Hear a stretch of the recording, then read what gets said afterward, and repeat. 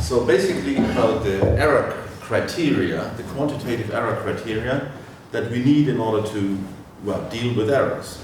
Of course we have to do that because real life is full of errors, and devices that we usually have will definitely not do exactly what they're supposed to, so we need to give some quantitative bounds or maybe optimize some quantitative criteria to do something as best as possible. So we need numbers. We need to put numbers to how different two channels are, or how close we are to what we wanted to achieve, and so on. So this is a big bag. And many criteria, many norms, many quantitative versions of quantitative criteria. So I'll try to give an overview of that. Please ask many questions, and so let us start with the basics. Right? So norms are used to quantify errors, and now let's begin with some operator norms. Right?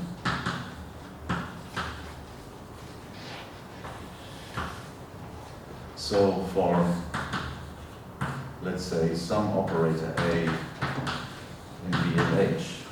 So this is the bounded operator. And so what are the norms that we usually use? Well, there is the norm. So if I just write the norm like that, then this is the appropriate norm for that space. Right? And so this will be the supremum of the images where size. This also works when this is an operator between different spaces. So actually this is a general pattern of how to define a norm for an operator if I have a norm for the vectors. Right? So here I'm using the vector norm in the space where I start from with the operator, and here in the image space. Right? So in general these could be different, so this is for operators between different Banach spaces. If I just write norm and it's understood what the Banach spaces are, or what the norm spaces are, between which this operator maps, then this is the definition of the norm. Now, we actually have two kinds of norms that we need in quantum mechanics all the time. So one would be this operator norm, and the other is the appropriate norm for states or differences of states. Right? And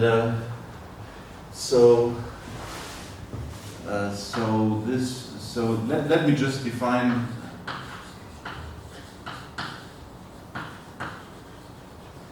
a slightly more general setting. So the P norm of an operator is defined as the trace of the absolute value to the power P and the whole thing to 1 over P, where P is a non-Banach. And in particular, we take the trace norm.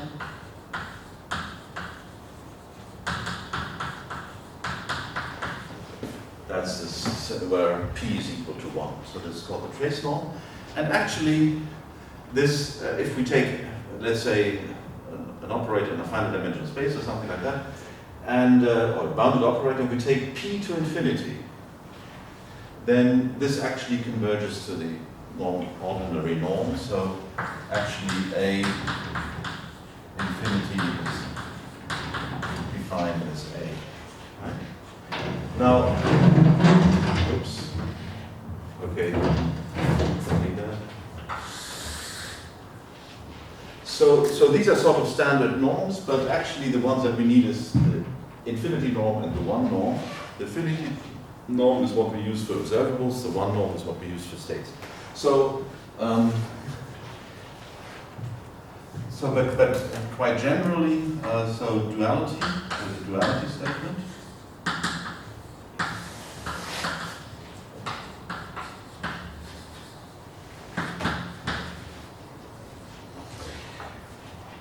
So you could say this is the operator analog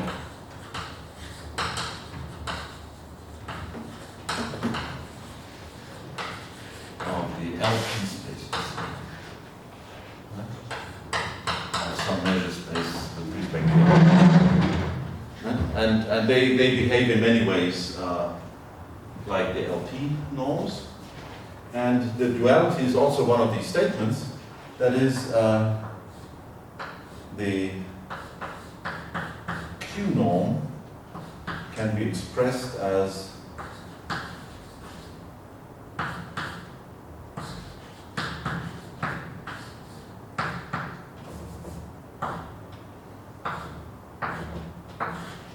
so I take the trace with another operator, and this operator has norm less than 1, where of course I have to fix the values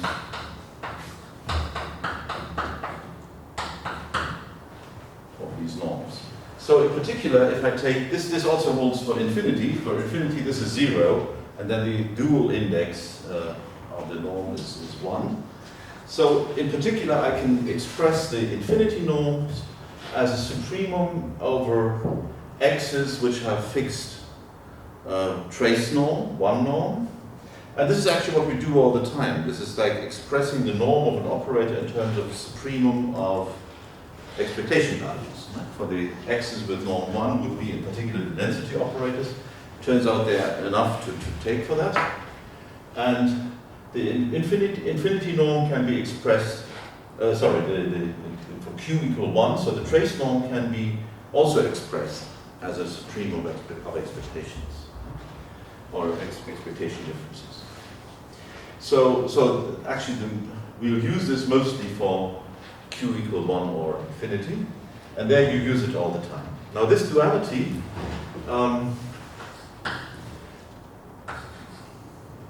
so the trace norm is a base norm,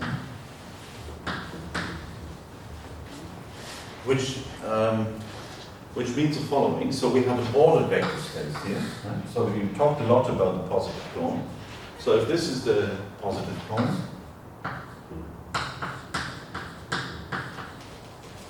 I think I mentioned that the base is this convex set here. That would be the state space, right? The normalized part. And so the 1 norm, so let's say if rho is positive,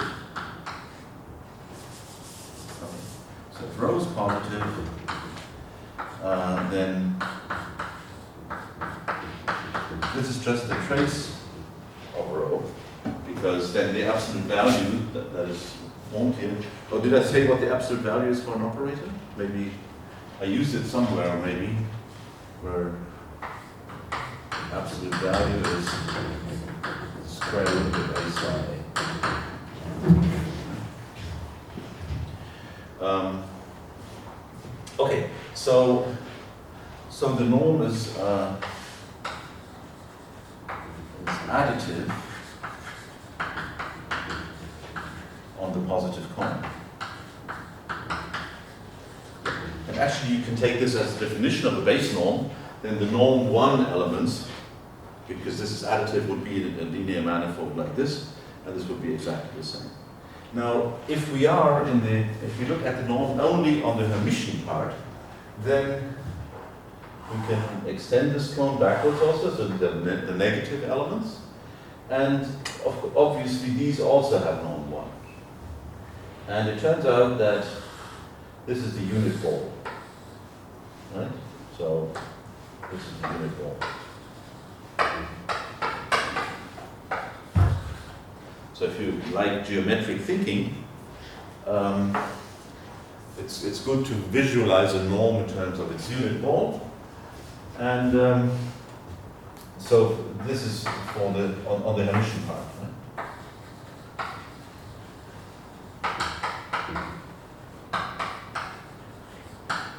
So actually, if rho is Hermitian, then the trace norm is just the soup of the traces of rho 1 plus rho 2, where the rho I are positive and rho is a difference of the two. You can always find these because this cone is generating, and actually the way to find them is to diagonalize this Hermitian operator and let rho 1 be everything with the positive eigenvalues and rho 2 everything with the negative eigenvalues. And this inversion of sign just turns around the trace. Right? And from this expression you can immediately see that this is what the unit ball looks like. So for there's a dual to that.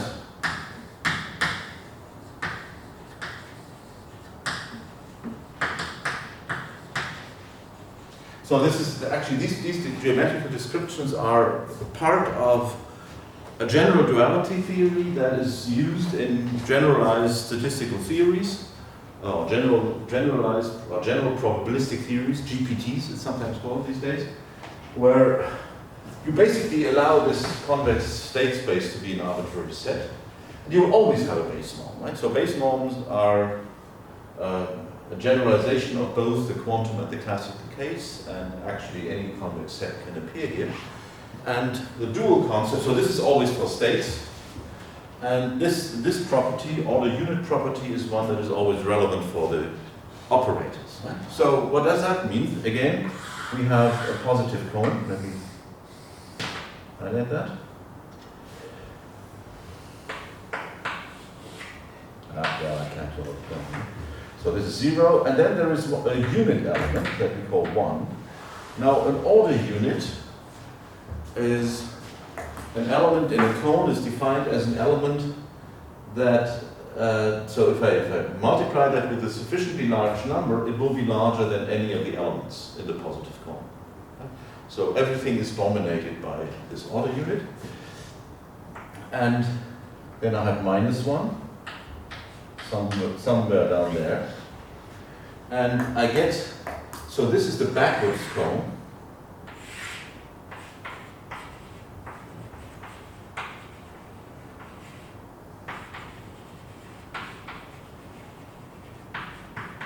And I can draw a forward cone from -1, and this is the unit ball.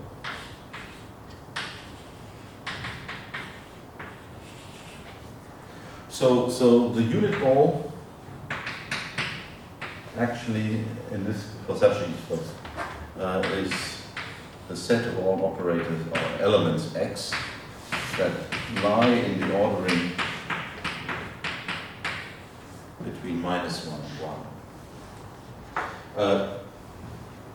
This is the Hermitian part.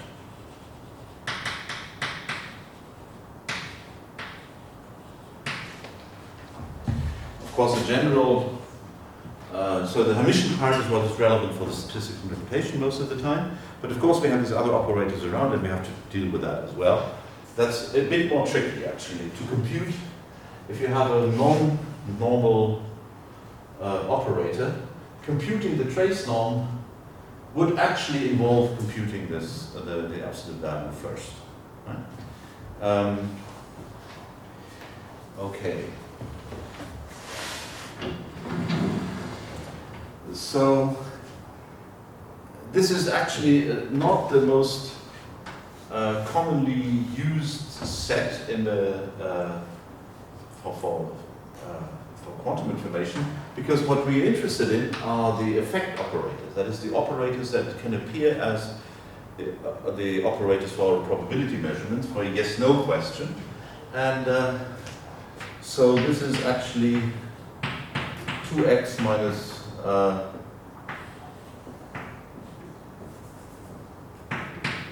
so this set here is is a scaled version of the unit interval.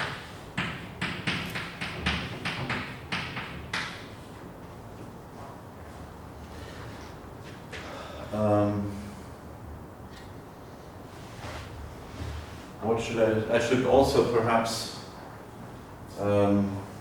write an analog of this formula, right? But this is would be so if x is Hermitian, then the infinity norm of x is the infimum of all numbers lambda such that minus lambda 1 is less than x is less than lambda 1.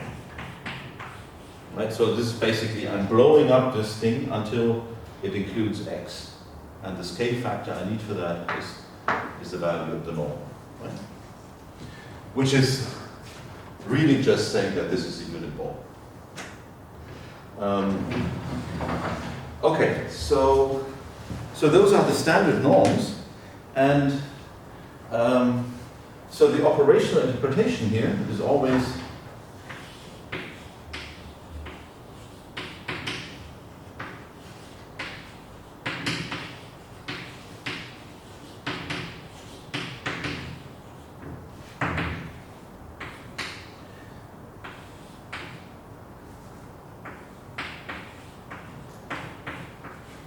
so the trace distance of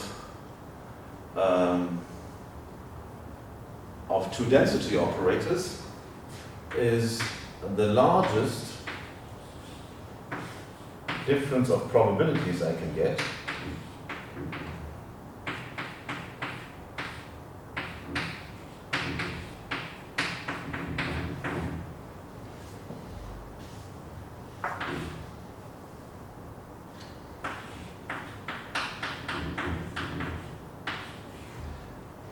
well, not quite, right? This would be the norm. The norm would take this supremum over everything in the unit ball, right? That's the duality statement for the norm. But we're actually scaling this down. So this is a version that is reduced by a factor of 2. Right? So that gives a unit interval. That gives this. And so we have a factor 2 that is usually compensated like that. So many people call the trace distance 1/2 the trace norm, the trace norm of the difference. Right? So this is largest probability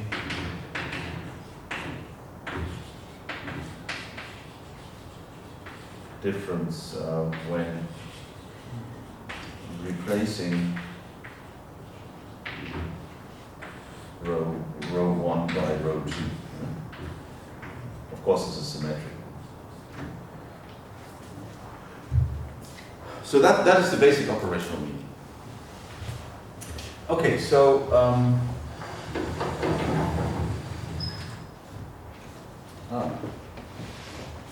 okay. No, I can't. Really can't use that right now. Okay, so there is another quantity that is often used.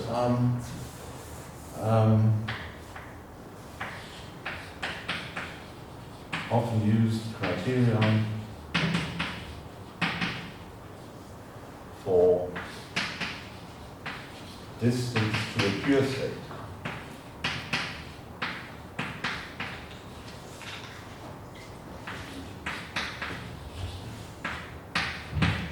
So call this F psi rho. Right?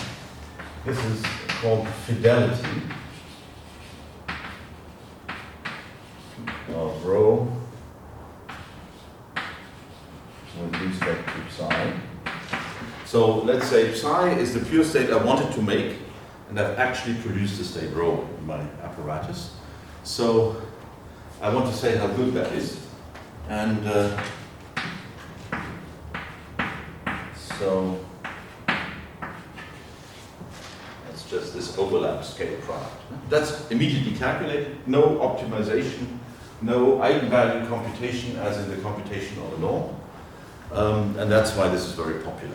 This is directly an expectation value. And well, okay, so clearly if rho is equal to psi, this scalar product is going to be 1, because rho has norm less than 1. This is always less than 1, and it's also positive because rho is a positive operator. So this is lies in the interval 0, 1. And it hits 1 if and only if rho is a pure state equal to psi. Yeah?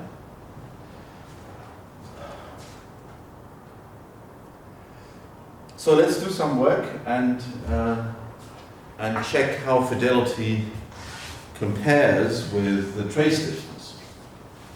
This is, turns out to be a basic lemma for many such questions.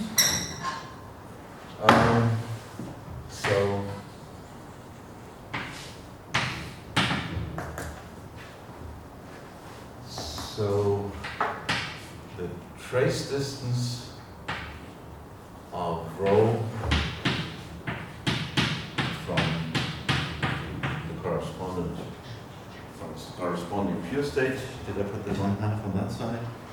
Well, maybe I can do this.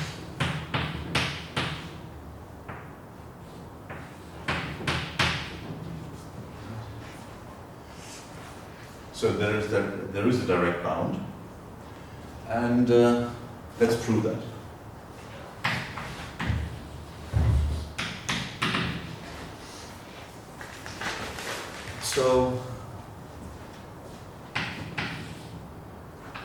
So there are two steps. One is to do that for another pure state, and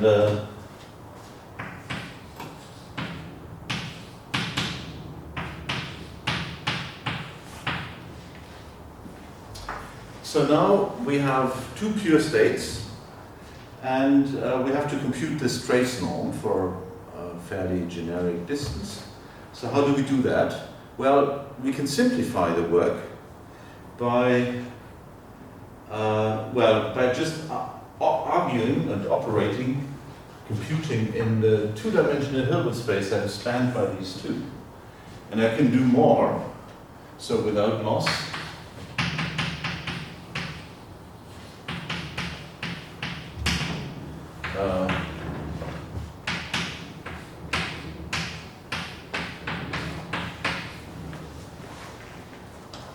And rho is cosine, what do we call it? Alpha. Sin alpha.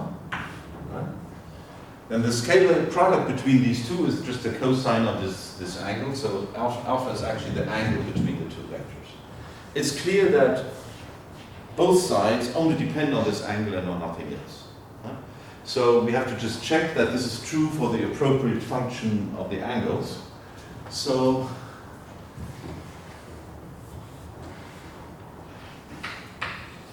rho minus psi.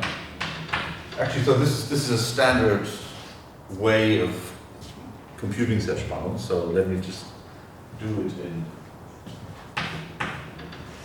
explicitly. So this is cosine square alpha minus 1, sine square alpha minus 1, and cosine alpha sine alpha, cosine alpha sine alpha. Well, actually I should have called them C and S, but that's good enough.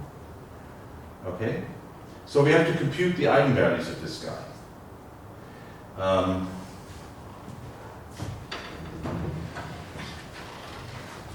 Okay, I need some space.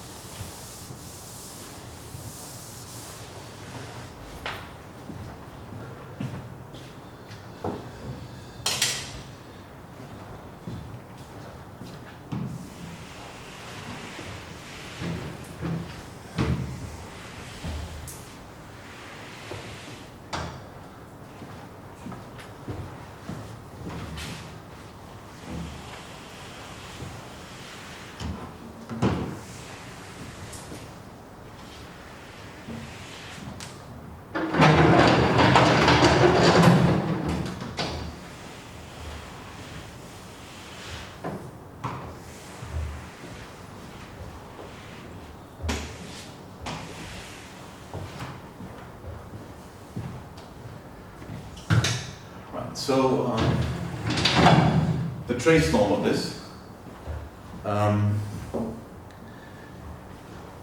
Well, the eigenvalues would be, so well, first of all, it's Hermitian, right? It's Hermitian, and therefore we can just compute that as the absolute sum of the eigenvalues. Right? And to get the eigenvalues, so a characteristic equation. So that's the determinant of this minus lambda identity. This is wrong. Right? The pure state was just sitting up here. So this is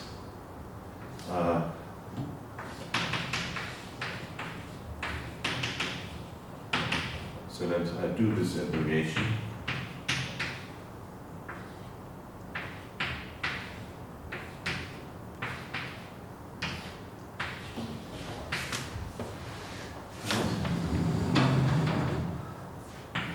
So this is equal to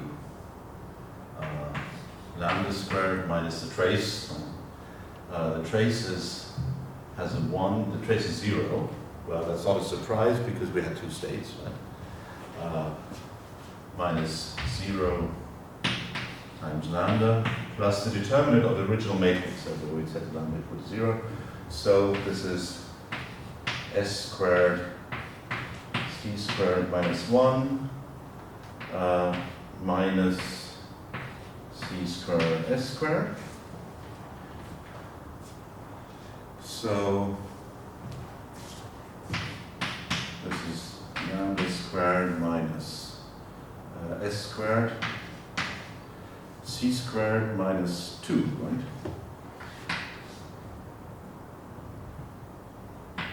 Well, I pulled out a minus, so this is like 2 minus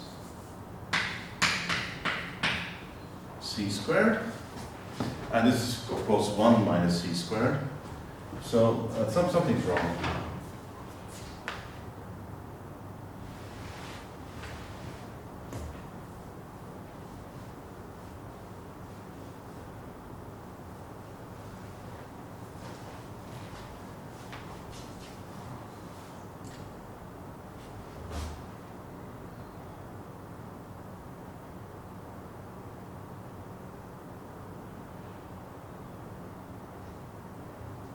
Okay.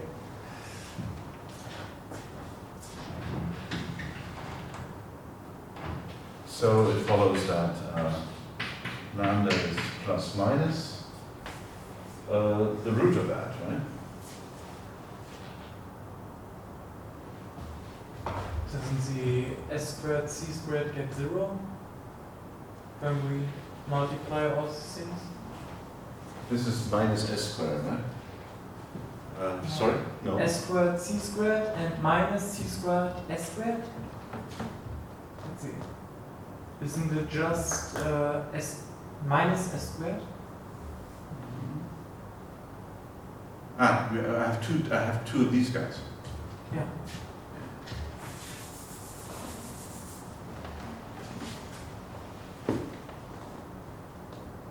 Better. So this is plus minus s, right? So the trace norm that we have to compute, so 1/2 of the norm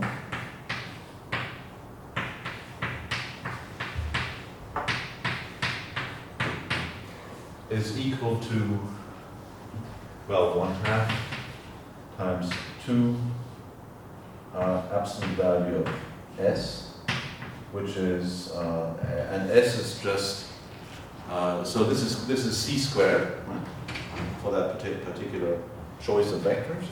So 1 minus c squared. This is just what we have there, right?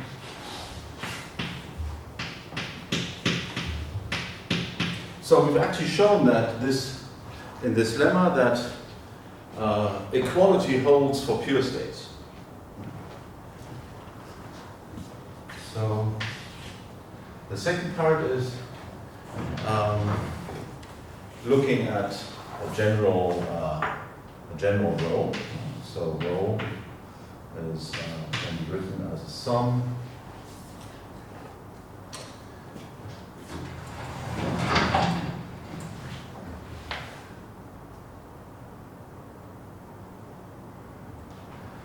so let us state this properly. So for rho is a density operator. That's the case we are interested in, but sometimes it's useful to state such things also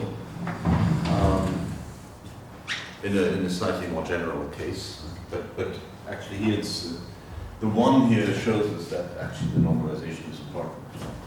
So R alpha, rho alpha with rho alpha pure. So this is just a spectral decomposition.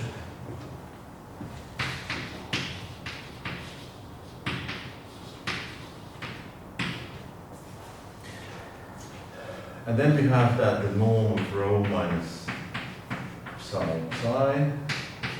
One norm is, of course, that's the norm of the sum alpha rho alpha minus psi. And then we use the triangle inequality.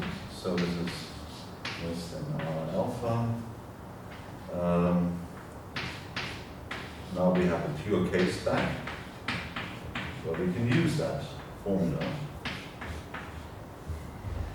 So actually in this case we have, for the next step we have equality. So that's sum alpha R alpha square root of 1 minus psi rho alpha psi. Now we have a convex combination of values of a function. And if that function, in this case,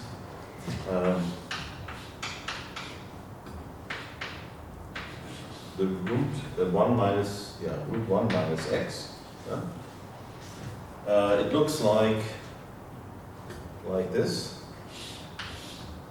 Here's x, that's a function on 0, 1. At 1 it vanishes, here is 1, right? And it gives us a root-like behavior down here, right? So this function by inspection is concave, which is to say that we can estimate such things and it happens to be in the right direction. So actually, so what does concavity mean? We have some values r, no, some values, let's say, xi, right? Another xi, they would be here.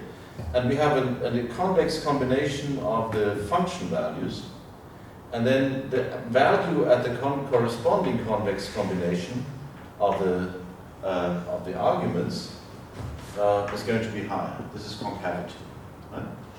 So actually that explains this direction of the inequality. So this is root 1 minus some alpha R alpha. I mean it's I didn't say that explicitly, but of course R alpha are positive and add up to 1, right? And this is a convex combination. So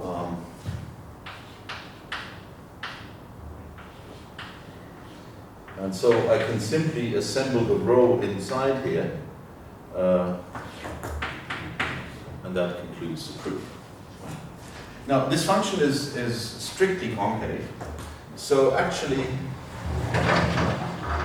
the only way that equality can hold in this is either that rho is itself pure, that's a case that we already saw, but if we have a convex combination, then these values must be the same, they must all be at the same fidelity.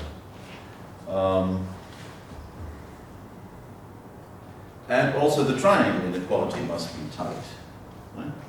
So if you analyze that a bit further, it actually you'll find that it has to be pure for equality, or actually psi is orthogonal to rho. Right? So if psi just lives on psi is a vector in the kernel of rho, so that this is actually equal to 1, this whole thing, right? So this is 0. Then equality also goes. Okay. So this is something that's a frequently useful fact. So let's now go on to norms for channels. This is a somewhat richer topic.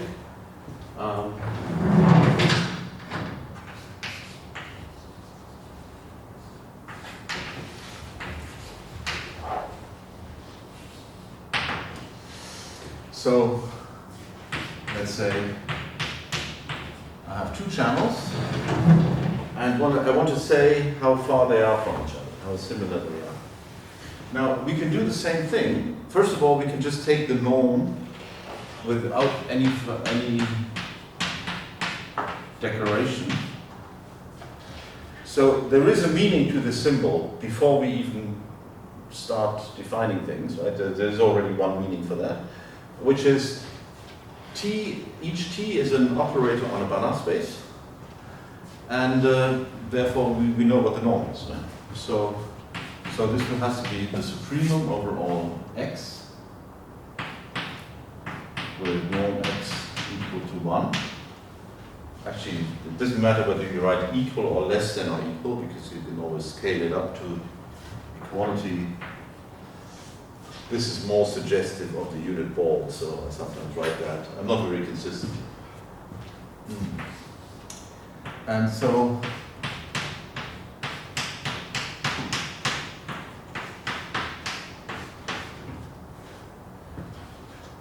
well,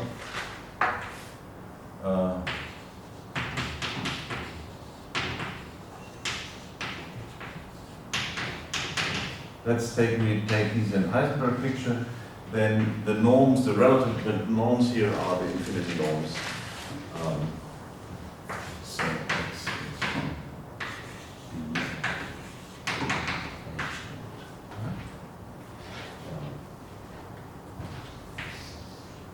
okay. So this is just a definition of the norm of some operator between Banach spaces. And it does have an operational interpretation. So let us write, so the largest probability difference for the following kind of experiment. We produce a state, and in this box we either put T1 or T2, and here we make a measurement. So this is a density matrix, density operator, and this is an effect, right? So make any yes/no measurement, and so the probabilities that come out will be different if the channel is different, or if and only if the channels differ. And the largest difference that we get is something that we can express. So the sup over all rho and f of the distance of the expectation values, rho t1 of f minus trace rho t2 of f, because those are the probabilities that we get in this case, and we take the supremum over all such experiments. Right? So this is actually equal to, now for a Hermitian element, actually the largest expectation value, that is this shape of the unit ball over rho, is just the operator norm. Right? So this is the sup over only f of t1 of f minus t2 of f.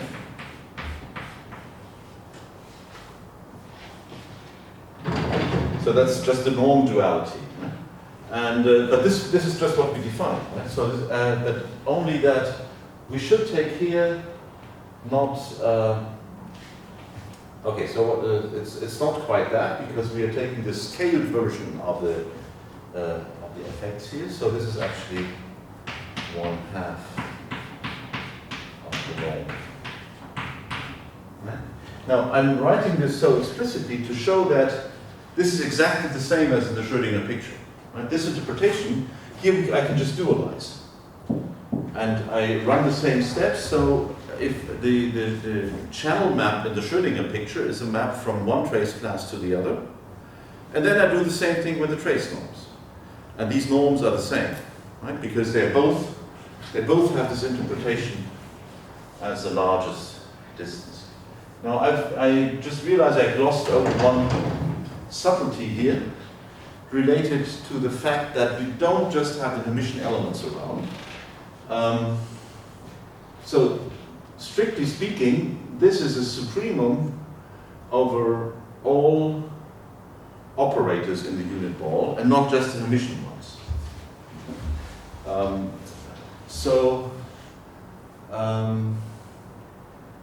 So we actually have to show that the supremum here is attained for the Hermitian ones, provided that T1 and T2 are channels, so they would automatically respect hermiticity. Right?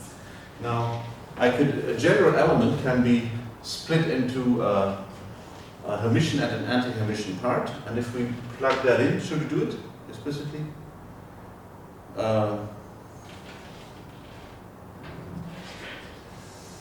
Okay, let's make a footnote here.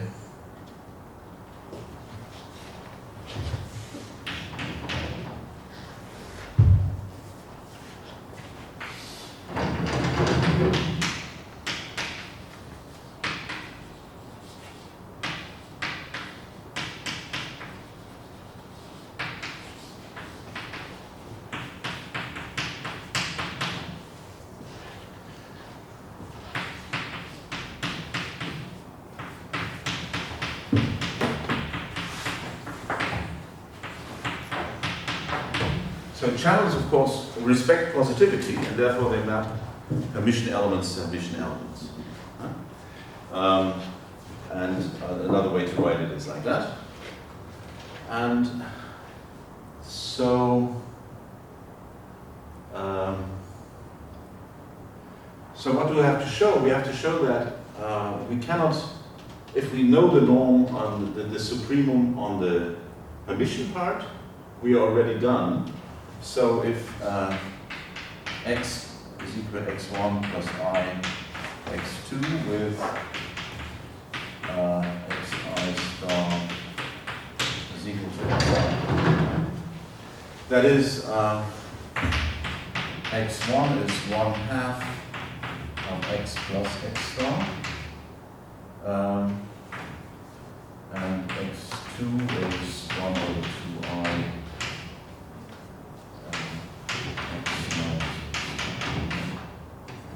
So we could just split every element like that.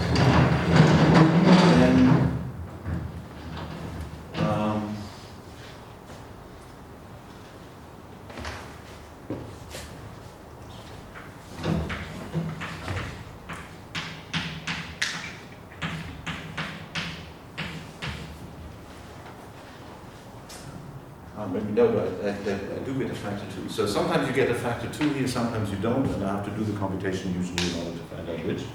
So, so this difference of expectation values.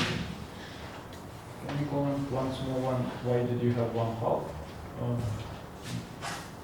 This is just this is how you extract the skew Hermitian part from X. Right? And the factor 1/2 here is used so that in this formula I just get x back.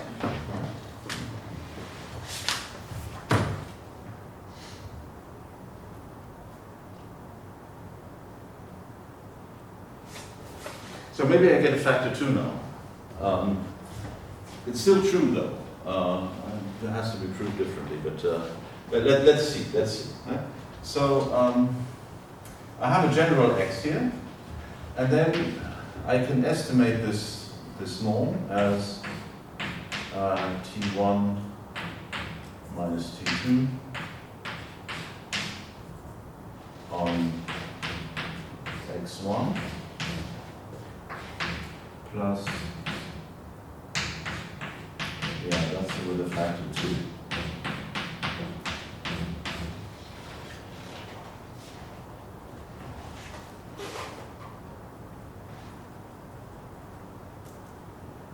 Yeah, so sorry.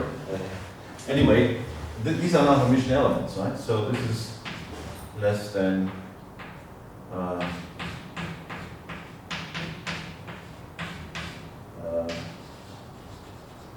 Hermitian plus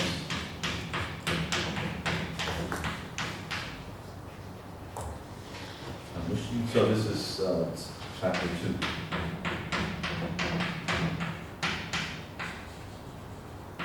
Of course, this supremum is generally larger because it's over a larger set. So we know that if we only know the norm on the Hermitian part, this computation shows that we know it within a factor 2. Right? So these norms, if I compute it like that, I'm maybe off by a factor 2. But actually for this thing that you use all the time, it's not so good to have a factor 2. So,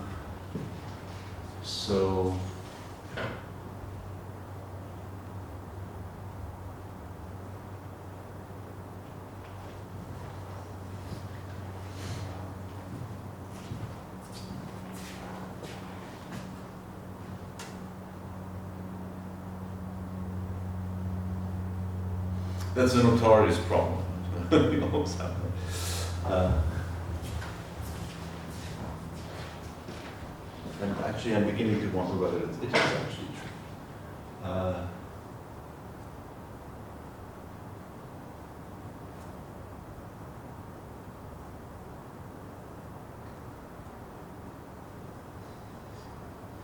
Yeah, so the splitting is kind of stupid.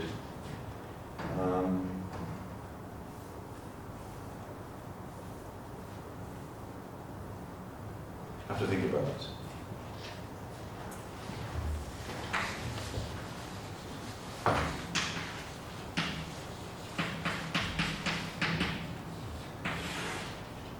Footnote closed.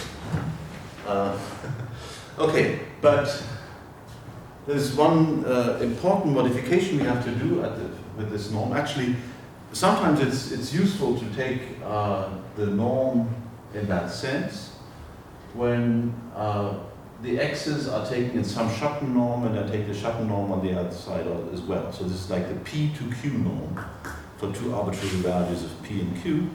That can also be interesting. I didn't mention that. Yeah, let me come to that later. So I would like to come back to the largest probability of difference.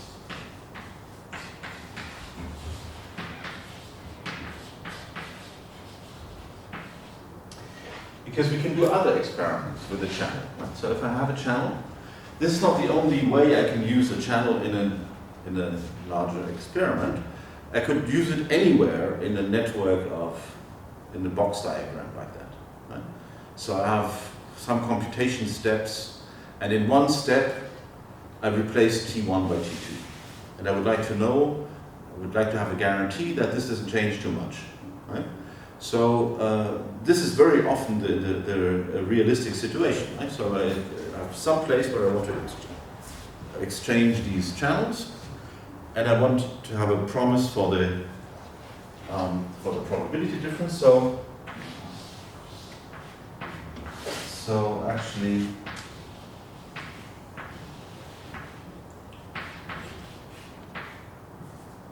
you can also do this.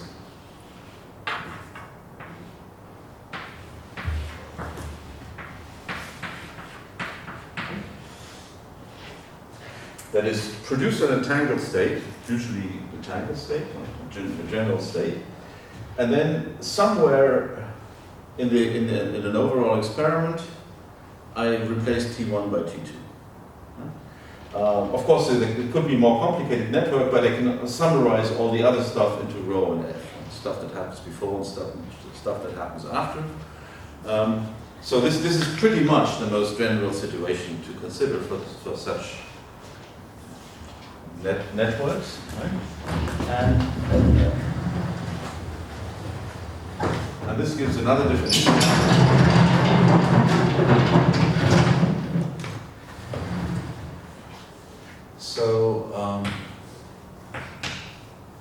So this largest probability difference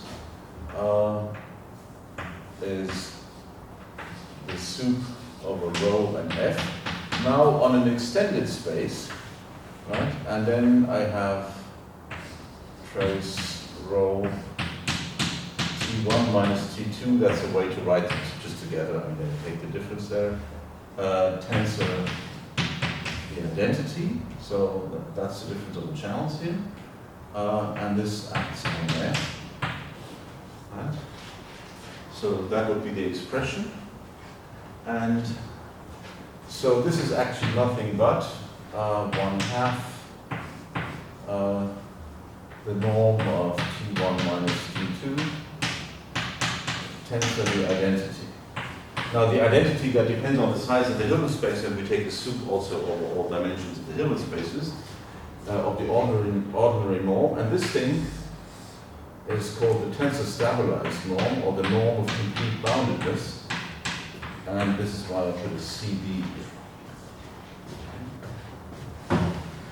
And you see again that so this is written for the Heisenberg picture. So in Schrödinger picture,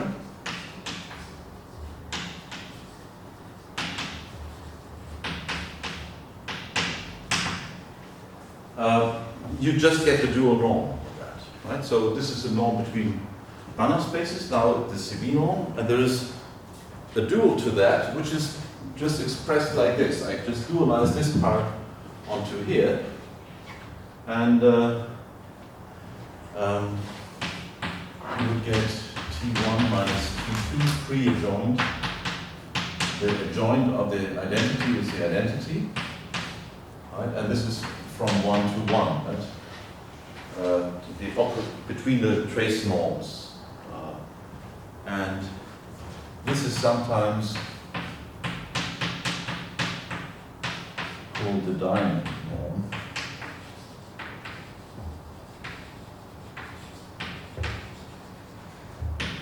Has nothing to do with diamonds, and the symbol, I don't know why that symbol was chosen. Probably it was something that was predefined in Amstec. And this came from Kitaev. CB norm is much older.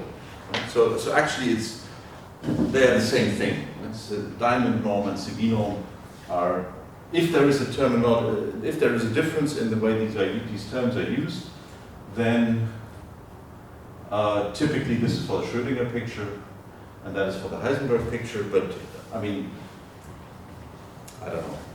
It's, for me, it's sort of the same thing, right? Just like the trace norm of the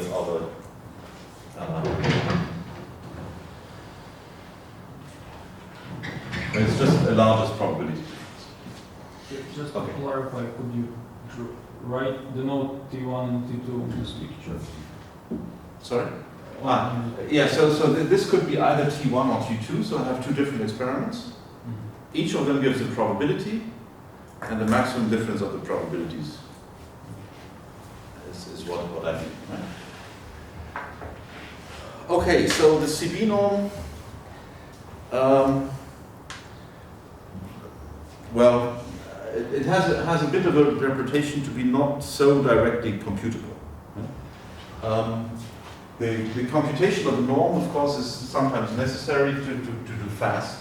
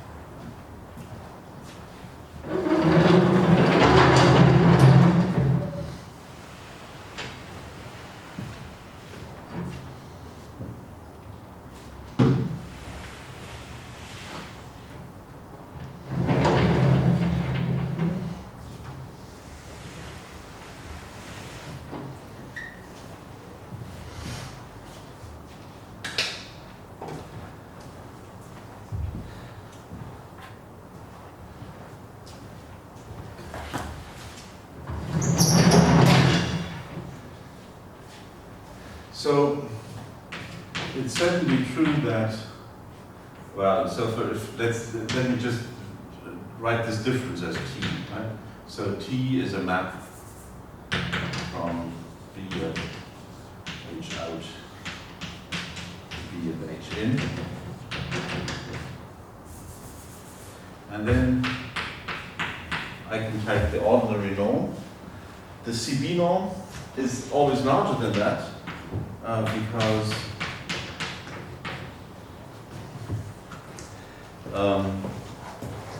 you just take a soup over a larger set of numbers. Right? This is a special case of this auxiliary space being one-dimensional, so of course we get a larger norm in general. And this is a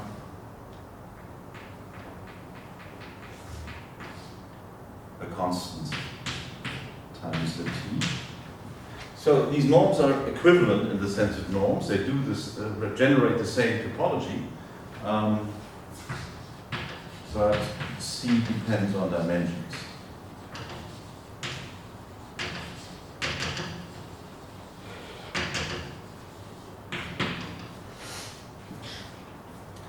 And this is so we very often have this situation. For example, on a finite dimensional space, and all norms are equivalent anyway, right? So the one norm and the infinity norm are equivalent on operators, on matrices, on finite dimensional matrices. But the factor between those, so that the obvious bound is this,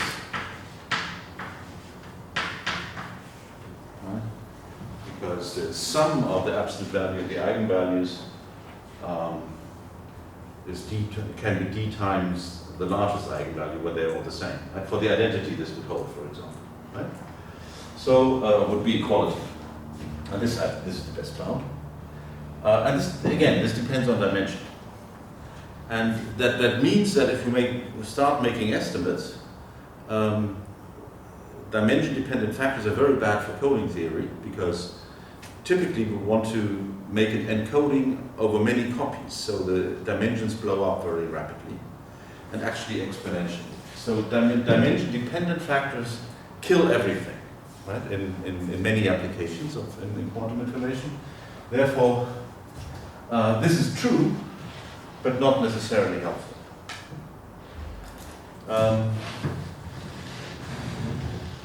So some CB norms are easy. So for example, if t of x is a times x, so we just multiply with an operator. What is the norm of that? Well, the norm of a product is less than the product of the norms. So an estimate on the ordinary norm is clearly norm A. But t tends to the identity of x just multiplies with a tensor identity on the second space, right? So this is exactly how this extended operator works. So the norm of this, as I just said, is, well, it's actually equal to the norm of A, right? And therefore this, well, okay, let me write equality here, right? Because if I take x equal to a star, the C star equation for norms tells us that this is equality, right? So so this is actually a tensor 1, and the norm of that is also a. Right? So from this we see that for this particular operator, the CB norm is along the way. Tensoring with the identity also doesn't change anything. That doesn't change the norm. We've already used that here.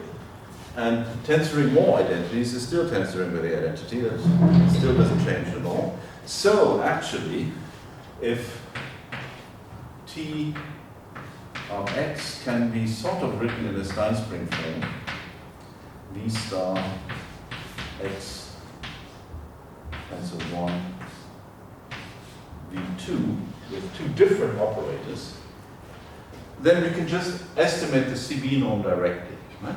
Now this is now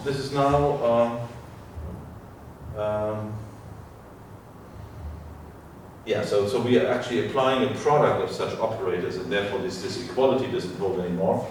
But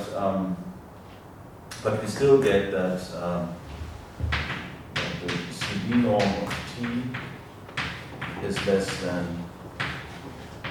the product of these norms. And actually you can show that with equality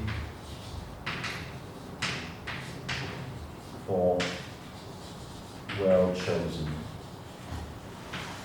V1, V2. Right? I should say,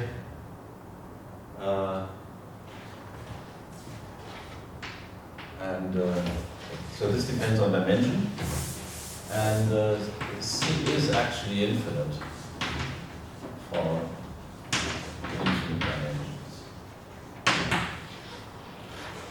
So an operator that has bounded norm, but unbounded CB norm, that is, it is not completely bounded, that is actually where the CB comes from, is a transposition on an infinite dimensional space. And actually on a d-dimensional space, the CB norm of the transposition is d. The ordinary norm is always 1, right? Because you don't increase the norm by transposing. But the CB norm is d, because if you can easily find such example. We looked at the positivity of the transposition, and the same sort of example actually gives you bounds for the CB norm as well. And if you do this on an infinite dimensional space, it could be infinite. And therefore, actually, having a finite CB norm means that, by definition, this is saying that this operator is completely bounded. And this is why this is called the norm of complete boundedness. That's what the CB actually stands for. Right? Okay, so if an operator is completely bounded, that is, if this is finite, we can actually find these guys that give us equality here. But often you just want an upper bound of the CB norm. So if you can come up with a good one, a good pair of V1 and V2, then you're done. Actually, if T completely positive,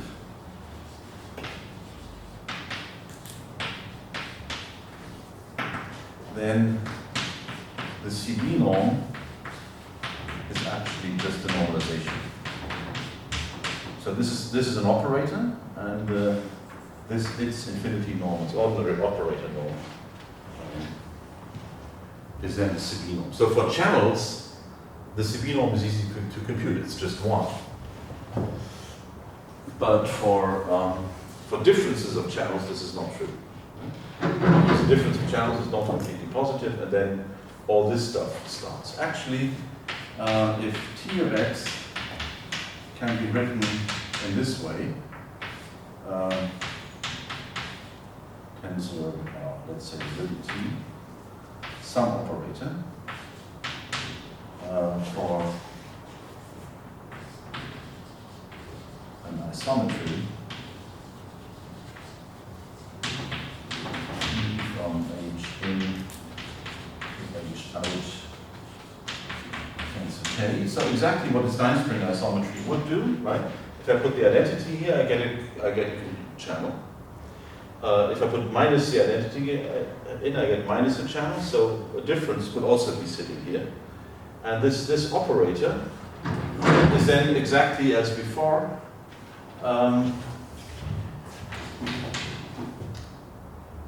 So the CB norm of such an operator is less than this operator. this operator. And again, if you optimize E and T, you could take E this as V1 and TE as V2, right? So we've got one tensor, T on E as V2. Then you're back in this case. So this is sort of a special case of that. But it's also sufficient to compute the Sabino. Okay. So, oh gosh, this always takes longer than one thinks.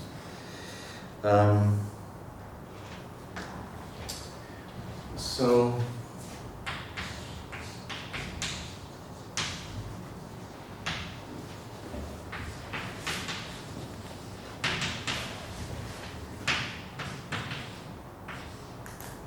to estimate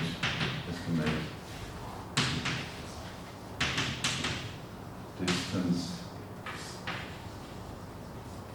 from the identity. Right?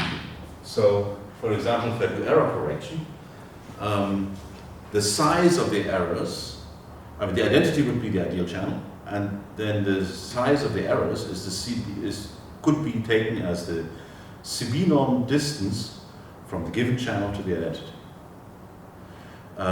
But you could also express that differently. So, for example, now I'm not going to use this notation a lot.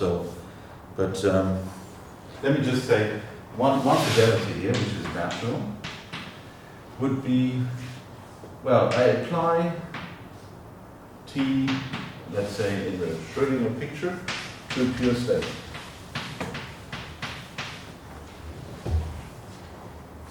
The ideal channel would actually produce the same state again. So I can check how close I am by looking at the fidelity. And here you see whether you write the star or not doesn't matter, because you have this one-dimensional projection on both sides. Right? Now, this would be the quality with which the particular pure state psi is transmitted to the channel, but you want them all to be good. So you take the minimum of this over all unit vectors. Right? So this is the that's one fidelity measure that we can look at, and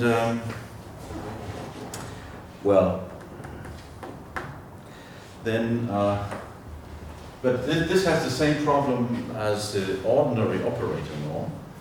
It assesses the closeness to the identity only for the simplest direct kind of experiment, and not for an experiment that is done in a larger context. So the channel fidelity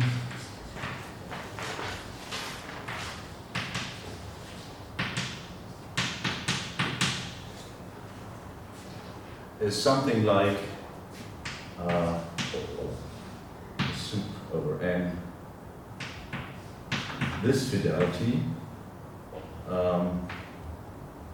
for T tensor identity. Right? And the worst case that you can get. Right?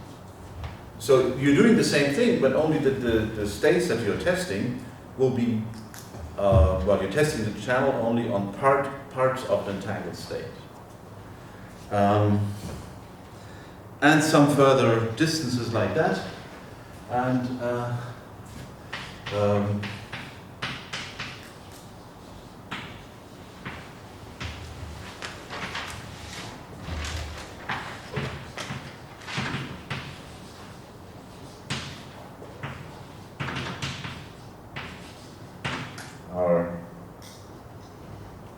are equivalent.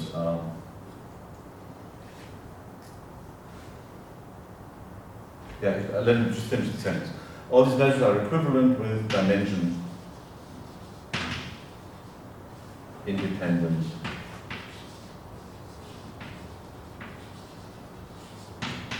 estimates. So for example, this is actually a fidelity in the same sense as we had before, right? So we can directly turn this into a norm bound. And let me just see, did I write that down?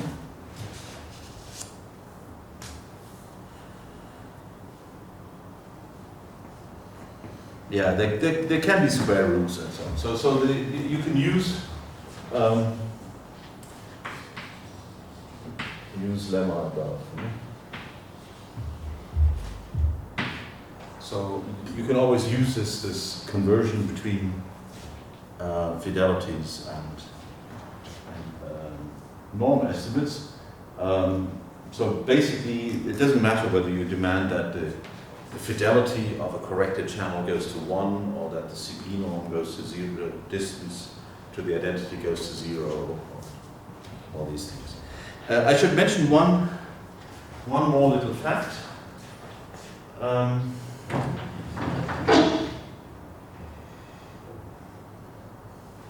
So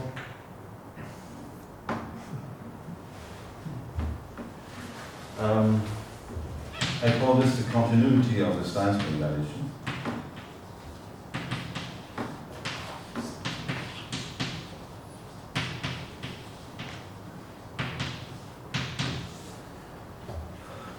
So we have two channels, and Ti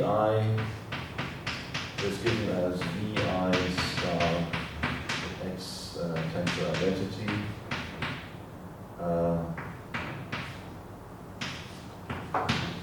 And where Vi goes from H. And now the comparison only makes sense if in and out space are the same, right? So this.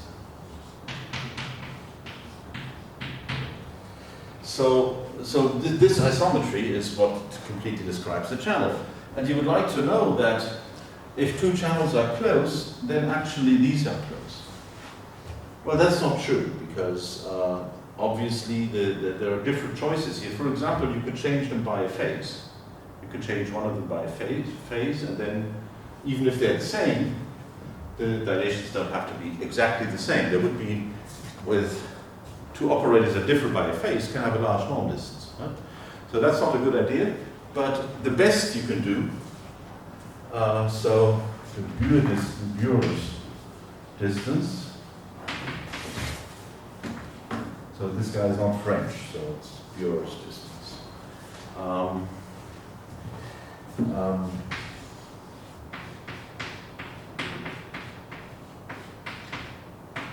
That is the best you can do in this context. So the smallest distance. So for example, if they're the same channel and you happen to choose a dilation with a different phase factor for one of them, well, you optimize that factor and then you still get 0. Right? So Vi dilation, so let's say V1, V2 are dilations.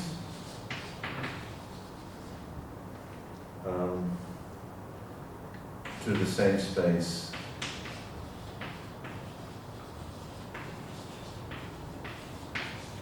Okay, right? So we erase this I here. That otherwise we can't even compare these operators, right? So they have to be operators between the same spaces. So we have to erase this by just making a unitary transform of K or choosing it infinite dimensional. Right? So if you choose K infinite dimensional, then every dilation can actually be accommodated with the same space here. This could be just some infinite dimensional model space. And then we could just minimize overall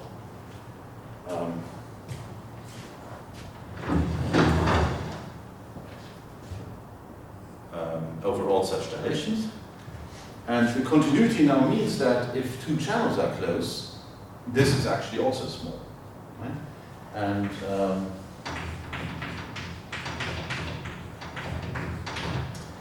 this is the root on one side. Again, there is factors too that I have to be careful. So this is less than the root of, on the other side we get 1/2.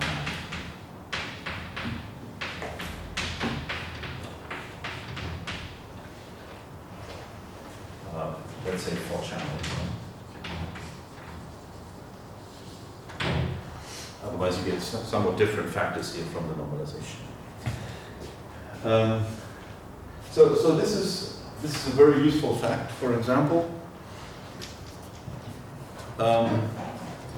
we have this statement: no measurement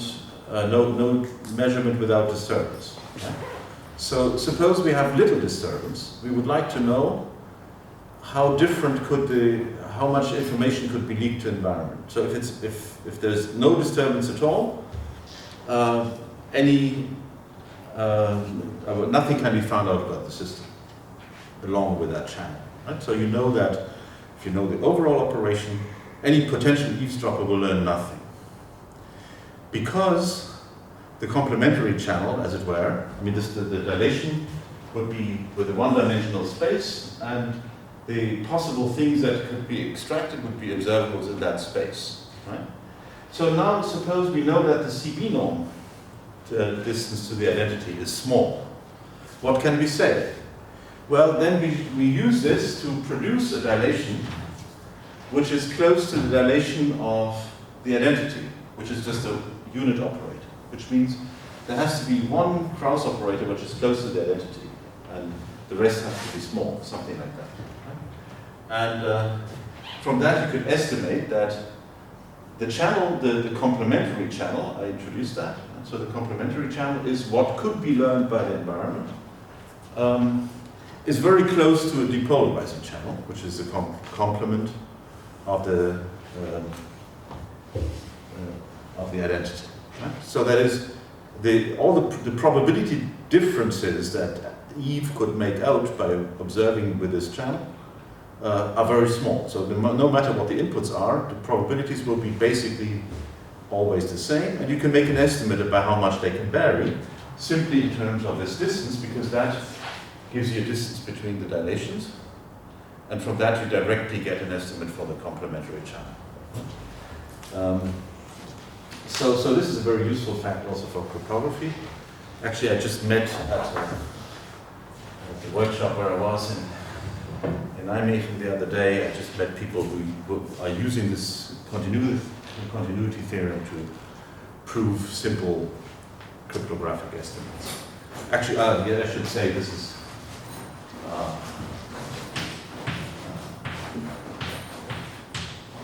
Dennis Etschmann, Schneemann,